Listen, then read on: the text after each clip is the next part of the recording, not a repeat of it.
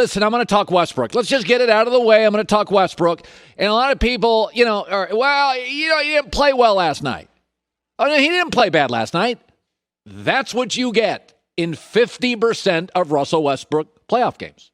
That's what he is. Go look it up. Colin, he was 6 for 18. His playoff career three-point percentage is 29%. 39% from the field since he left KD. Last night is what he is in the playoffs.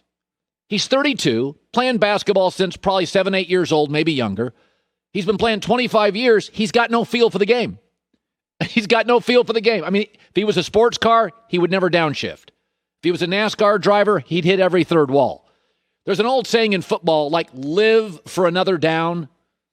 Like Phillip Rivers, and I loved him, but Phillip Rivers didn't understand that. Like understand the moment, live for another down. Phillip didn't get it. Russell doesn't get it. I mean, but since KD left, Russell Westbrook, folks, he's played 25 playoff games. He's won 7. He averages 5 turnovers a game. He shoots 39% from twos. That includes layups and dunks, and 29% on threes. It's Charlie Brown kicking the football. You guys are always like, well, he didn't play well last night. This is what he is. This is what he is in the playoffs. It's the same thing. He has no feel for the game. And it really is an advertisement for athleticism has its limitations. You can be incredibly athletic. Michael Jordan, LeBron. But Michael Jordan, LeBron, and Kobe had a great feel for the game. They understood the moment. I mean, look, Michael's the classic example of turn it on, turn it off, step into it, lean out of it. Westbrook's got none of it. So when I hear, Westbrook didn't play well last night. No, this is about 50% of his playoff games are 5 turnovers, a bunch of meaningless rebounds. He can't hit a three-pointer, and he shoots under 40% on like twos. That's what he is. I mean, it'd be like saying, Phillip Rivers threw 2 interceptions and had a brutal interception late. Yeah, that's pretty much Phillip Rivers' career.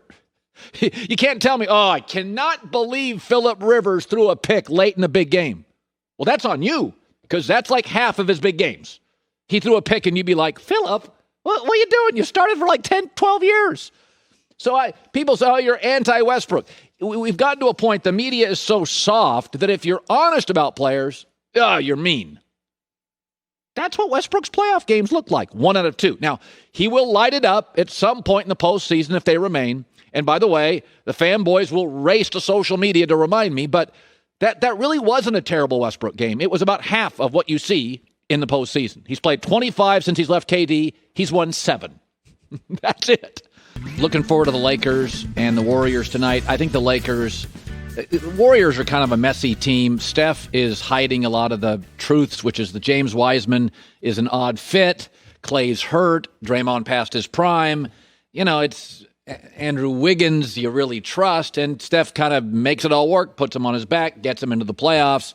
I like the Lakers tonight, but I think it is interesting because Steph has the ability to just take over a game for 2.5 hours, and you look up and he's got 47, and you're behind. And what is interesting here, professional sports bettors, the Lakers are a real popular team, so fans generally bet on favorites. They bet Peyton Manning, they bet Brady, they bet the Yankees. That's what fans do.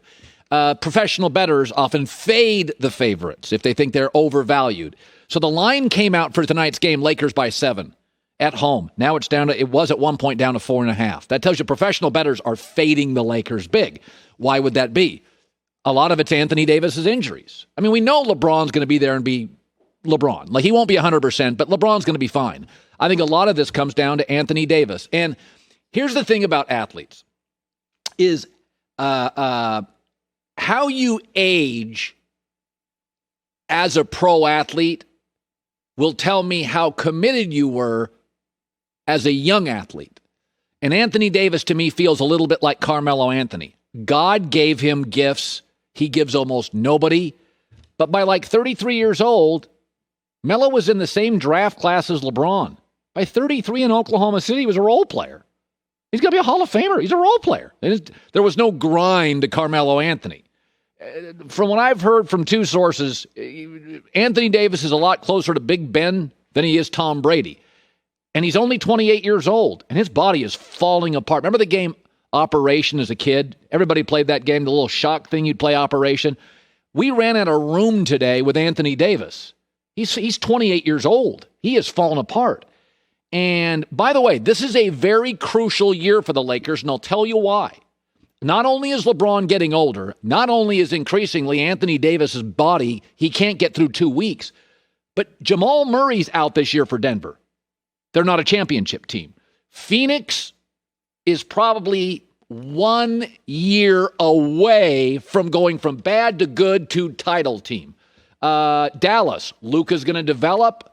The stories, they're going to go big in free agency and get him a second star. Golden State, Klay Thompson returns. So the time is now for the Lakers. Okay, they don't have a long runway on this thing. Like LeBron now is dealing with injuries. I don't think he'll have as many next year. The condensed schedule has not been an ally of LeBron James. But, you know, how you treat your body young is how it deteriorates quickly. I mean, Anthony Davis is 28, man. He can't stay healthy. This is not, and bigs, they get hurt early, they get hurt often.